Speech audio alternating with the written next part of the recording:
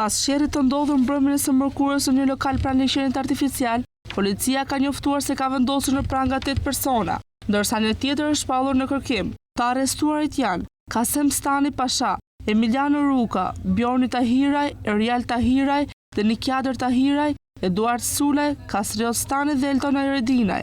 Ndërkohë në kërkim është shpallur shtetasi Ilir Shabanaj. Blut e qytetit bëjnë me dije gjithashtu se kanë sekuestruar edhe armën e zjarrit dhe celularët e të arrestuarve. Në lokalin ku ndodhi sherrri mes një grupi personash gjatë mbrëmjes së mërkurës në Tiranë, fillimisht kanë ardhur 5 persona dhe më pas 2 të tjerë, dhe në fund edhe një tjetër. Konflikti mes tyre ka nisur pasi njëri prej tyre nuk ka pranuar të jap dorën dhe nuk i ka folur njërit prej djemve të pranishëm në tavolinë.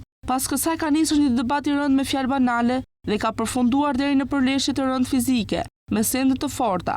Njëri prej djemve ka dalë jashtë, ka marrë te makina pistoletin dhe me tytën e armës ka goditur një tjetër. Në këtë moment dy shocë është qelluar të paktën një herë, që fatmirësisht plumbi nuk ka prekur njëri. Pas të shtënës të gjithë janë larguar nga vendngjarja me disa makina. Pasi policia mbërriti, përmes pamjeve të kamerave ka mundur të identifikojë të plotë të gjithë personat e përfshirë në këtë konflikt.